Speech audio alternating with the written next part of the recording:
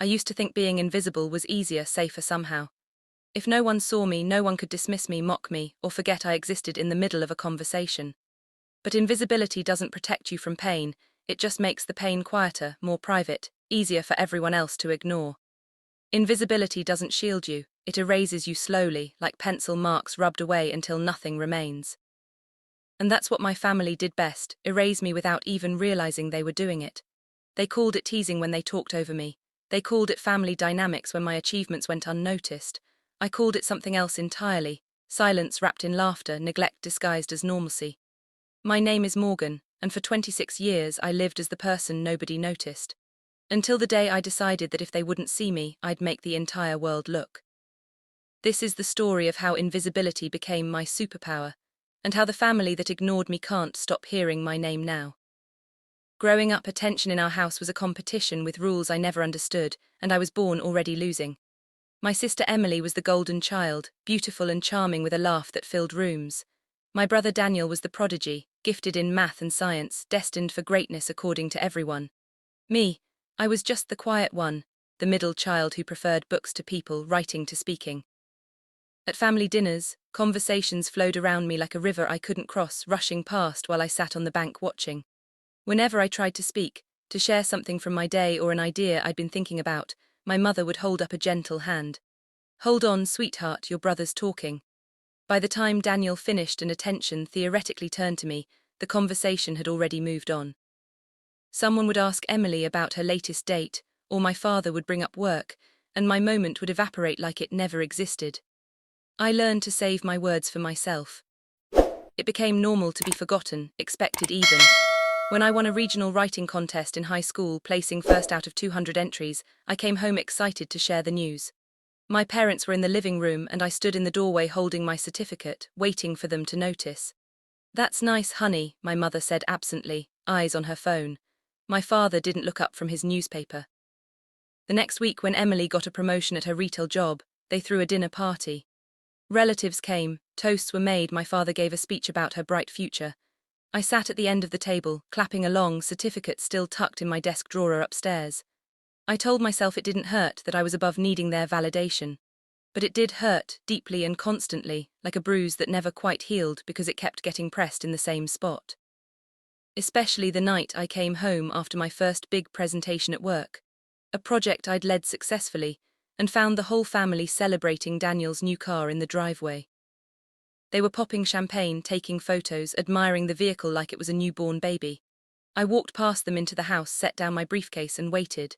Surely someone would ask about my day, about the presentation I'd mentioned at breakfast. No one did. That night at dinner, conversation centered entirely on Daniel's car, its features, its color, where he'd drive it first. When there was finally a pause, I tried. "The presentation went really well today," I said quietly. "Oh, that's good," my mother replied, already turning back to Daniel. "So did you get the extended warranty?" I stopped trying after that. Stopped mentioning achievements, stopped sharing news, stopped expecting them to notice. It was easier to be invisible on purpose than to keep being accidentally erased. But the real turning point, the moment that changed everything, came 3 years later on my 26th birthday. I'd decided to do something different, something brave.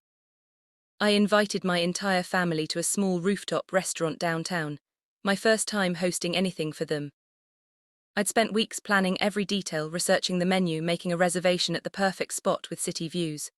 I bought candles for the table, picked out a cake from the bakery Emily once said she loved, even wrote small thank you notes for each person, thanking them for being part of my life.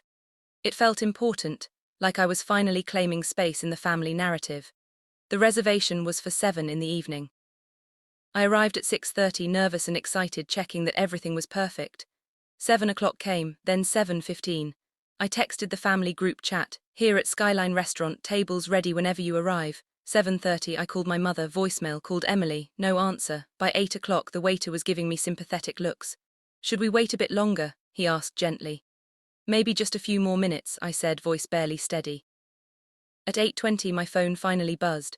A text from my mother. "Sorry honey, lost track of time. Daniel needed help with something. Rain check." My sister sent a video to the family chat, her at someone's party, laughing with friends, clearly having forgotten entirely. 6. My father didn't reply at all, which somehow hurt worse than the excuses. The restaurant manager appeared at my table, kind-faced and clearly aware of what was happening. Would you still like the cake, miss? Something in his gentle tone broke through my numbness. I nodded, unable to speak. He brought out the small cake I'd ordered, its single candle already lit. Around me other diners glanced over, some with pity, others with recognition of a pain they'd perhaps felt themselves.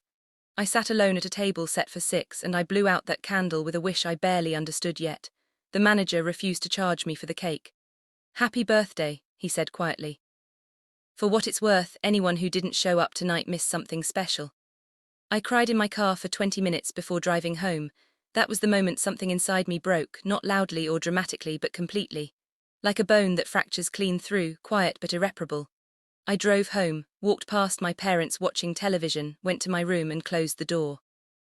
The next morning I woke up with a clarity I'd never felt before. The sadness from the night before had crystallized into something harder, something useful. I opened my laptop and created a new folder on my desktop. I titled it simply, Rebuild. Inside that folder, I created a document and wrote a single line that would become my manifesto. If they won't see me, I'll make the world notice. I stared at those words for a long time, letting them sink in, feeling them reshape something fundamental in my chest. This wasn't about revenge, not exactly. It was about reclamation. About taking back the voice I'd been trained to silence, about proving to myself that I mattered even if my family couldn't see it. For the first time in my life, I stopped trying to belong in a family that had no space for me. I stopped waiting for applause that was never coming, validation that would always go to Emily or Daniel instead. Instead, I poured everything I had into the one thing that had always been mine: writing.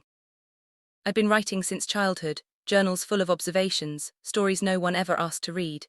In college, I'd majored in journalism but ended up in corporate communications, writing newsletters and press releases that paid bills but fed nothing in my soul. Now I returned to real writing with the intensity of someone who'd been holding their breath for years. Every lunch break at work, I wrote in the cafe downstairs. Every evening after dinner with my distracted family, I wrote in my room. Every weekend while Emily posted about brunches and Daniel played golf with our father, I wrote until my fingers cramped. I wrote stories about invisible people, essays about family dynamics, articles about finding yourself when no one's looking. I wrote the things I'd never been allowed to say out loud, the observations I'd collected from years of watching from the margins. And for the first time in my life, writing wasn't just cathartic, it was strategic. I started submitting pieces to online publications, literary magazines, essay websites.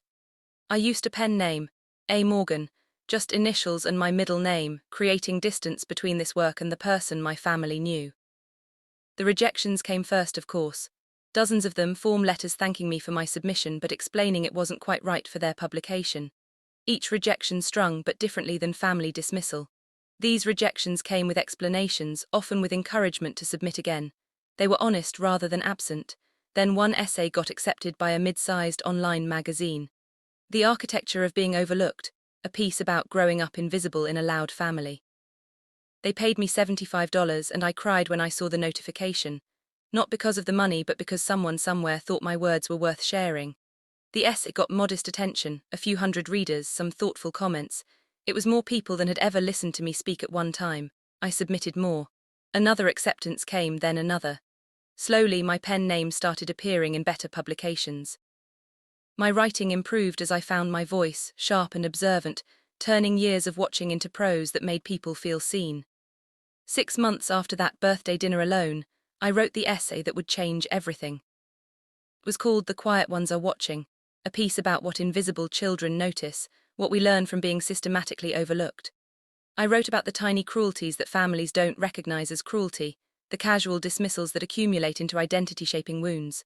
I wrote about the strength it takes to keep trying to be heard, and the different strength it takes to stop trying.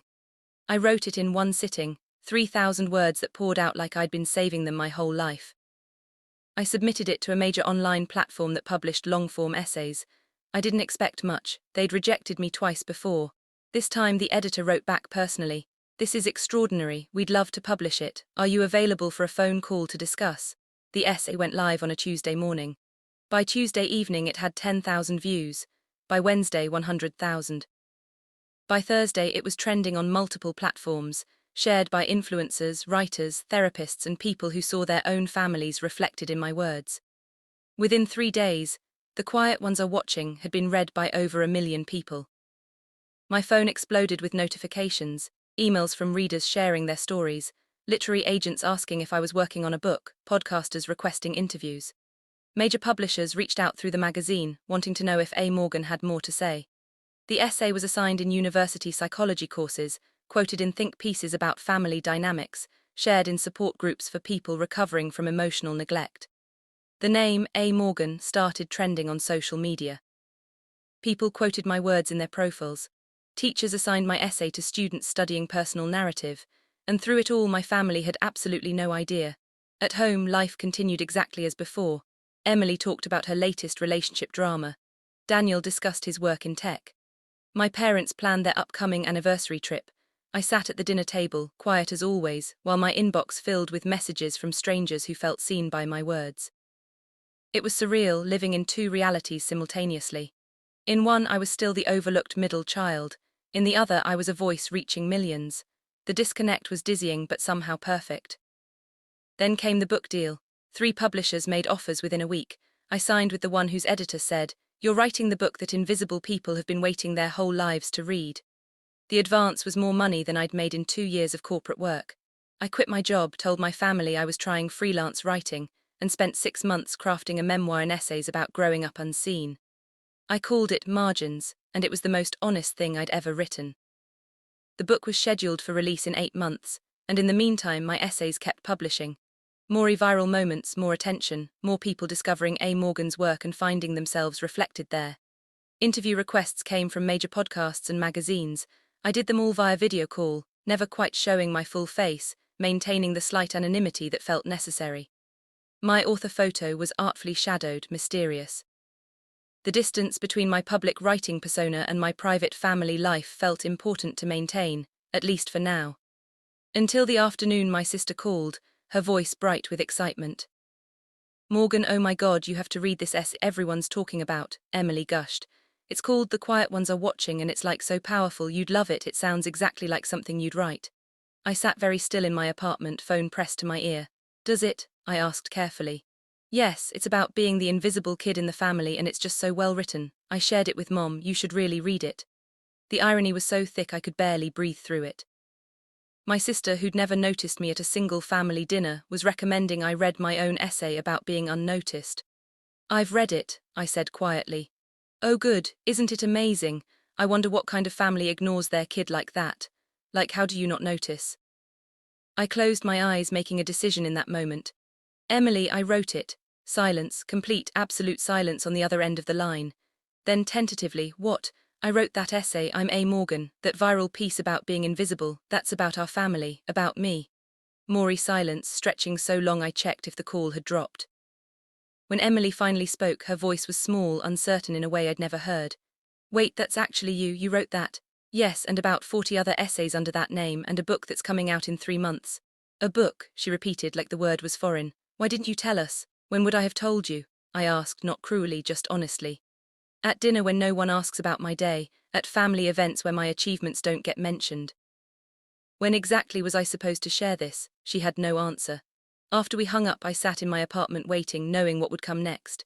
20 minutes later my phone rang, my mother, her voice tight with something between shock and hurt. "Emily just told me something very confusing. She says you're this writer everyone's talking about." "I am, and you've written about us, about our family." "I've written about my experience growing up, yes." A pause, then my father's voice in the background, clearly on speaker now. "Morgan, this is completely inappropriate, airing family business publicly." I laughed, a sound without much humor. "You mean acknowledging that I exist, that's the inappropriate part." My mother tried a different approach, her voice softening. "Sweetheart, we had no idea you felt this way if you just talked to us." "I tried talking for 26 years, I interrupted. "No one listened, so I found people who would." My father's voice again, stern now. "You've embarrassed this family." "I've told my truth, if that embarrasses you, maybe examine why." The call ended badly with hurt feelings and raised voices.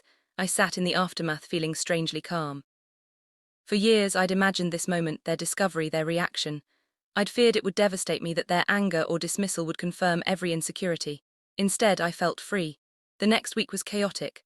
My mother called repeatedly, wanting to discuss this situation. Daniel sent a long email explaining all the ways I'd misrepresented the family, citing specific passages from my essays. Emily texted asking if we could talk in person, her tone more genuine than the others. The local newspaper caught wind that the viral essayist A. Morgan was actually from their small town. They requested an interview, wanting to do a profile. I agreed, deciding it was time to step fully into the light. The article came out the following month with the headline, "Small Town Writer Makes Global Impact, Morgan Hayes' Essays Touch Millions." They used my full name, my face, details about my childhood in town. The piece quoted passages from my work, interviewed my high school English teacher who remembered me as exceptionally talented but painfully shy, and included my thoughts on writing, family, and finding your voice. Overnight, the careful separation between A. Morgan the writer and Morgan Hayes the overlooked daughter collapsed. Now everyone knew. My social media filled with messages from people I'd gone to school with, childhood neighbors, my parents' friends. Some were supportive, others clearly uncomfortable with my public honesty about family dynamics. My parents stopped calling. The silence from them now felt different than before, weighted with intention rather than neglect. Thanksgiving approached, and for the first time in my life, I genuinely didn't know if I'd be welcome at the family table. Part of me didn't care. I'd built a life that didn't revolve around their approval, cultivated friendships with people who actually listened, created work that mattered to strangers across the world. But another part, the part still shaped by 26 years of trying to belong, wondered what this holiday would look like. My mother called 3 days before Thanksgiving, her voice formal. "Morgan, we're still having dinner on Thursday, 4 o'clock, you're welcome to come if you'd like." No pressure, no guilt trip, but no enthusiasm either, just a careful invitation that acknowledged the chasm between us. I almost declined, then Emily called separately. "Please come," she said quietly. "I've been reading your other essays, all of them, and Morgan, I had no idea, I'm so sorry." "Sorry for what specifically?" I asked, needing to hear it. "For taking up all the oxygen, for never asking about you, for being so wrapped up in myself that I didn't notice you were drowning." Her voice cracked. "For not showing up to your birthday dinner. Mom told me about that, how could we do that to you?" This was the acknowledgement I'd needed, spoken plainly without excuses. "Thank you for saying that. Will you come to Thanksgiving? It won't fix everything, but maybe it's a start." I agreed, against my better judgment, curious to see how this new dynamic would unfold. Thanksgiving Day arrived cold and clear. I drove to my parents' house, the same route I'd traveled countless times, but feeling entirely different. When I walked in, the atmosphere was strained, everyone hyper-aware of the elephant in the room. My father poured wine with careful precision. My mother fussed with dishes, avoiding eye contact. Daniel sat stiffly on the couch, clearly uncomfortable. Emily met me at the door, hugging me tightly. "I'm glad you're here," she whispered. Dinner was awkward initially, conversation stilted and surface level. Then my mother set down her fork with a deliberate clink. "Morgan, I read your book excerpt in that magazine last week." I looked up, surprised. "You did?" "Yes, the chapter about the writing contest we missed." Her eyes were wet. "I don't remember that day the way you do. I thought I was being supportive, but reading your words, seeing it from your perspective, I realize I failed you. We all did." My father cleared his throat. "Your mother's right. We got so caught up in Emily's charm and Daniel's achievements that we forgot to notice yours."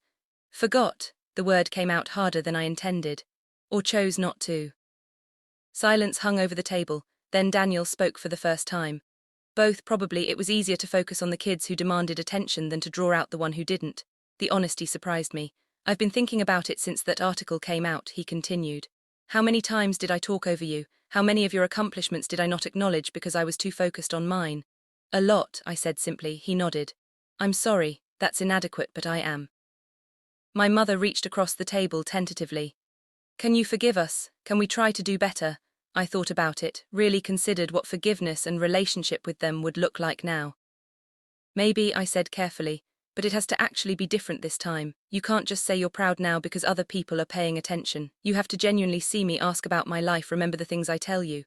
"We will," my father said. "I can't promise we'll be perfect, but we'll try." That's all I needed, I told them.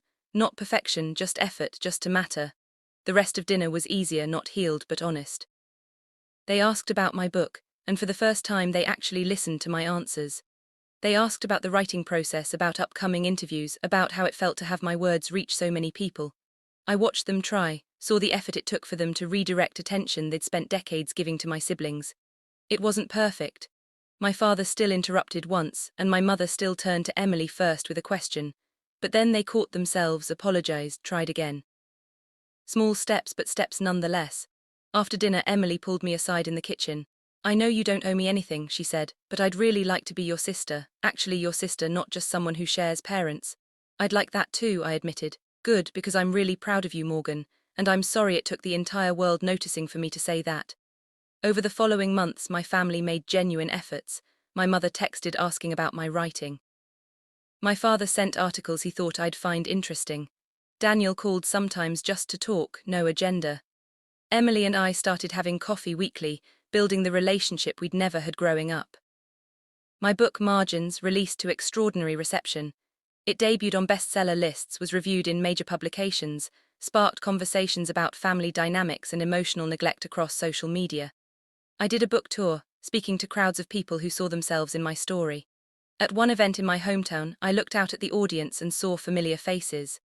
Former teachers, old neighbors, people I'd grown up around. And in the back row, partially hidden, sat my entire family. After the reading, during the signing, they waited until everyone else had gone, then they approached together and my mother handed me a copy of my own book. "Would you sign this for us?" she asked. I opened it, pen poised, then looked at them. "What should I write?" "The truth," my father said. "Whatever you want." I thought for a moment, then wrote, "To the family who taught me what silence sounds like and gave me a reason to break it. Thank you for that, even if you didn't mean to." I signed my name and handed it back. My mother read it, tears spilling over. "That's more grace than we deserve." "Probably," I agreed, "but we're trying." "I know, that's why I wrote it." These days, when I walk past my old school or through the hometown coffee shop where I used to write in corners, I sometimes hear whispers. "That's Morgan Hayes, the writer. Did you read her book? So talented." Everyone talks about me now, my name spoken with admiration in the town where I once felt invisible. But the best part isn't the recognition or the praise, it's that I don't need it anymore. The validation I spent my childhood craving, the attention I thought would finally make me feel whole, turned out to be less important than I imagined. What mattered was learning that my voice had value regardless of who was listening, that my words could reach people even when my family wasn't paying attention. I didn't write to make my family see me, though that ended up being a side effect. I wrote because I had something to say, and keeping it silent was slowly suffocating me. The success came not from seeking approval, but from refusing to stay quiet when silence was easier. My relationship with my family remains complicated but improving. We have dinners now where I actually speak and they actually listen. When I mention upcoming projects, they ask follow-up questions.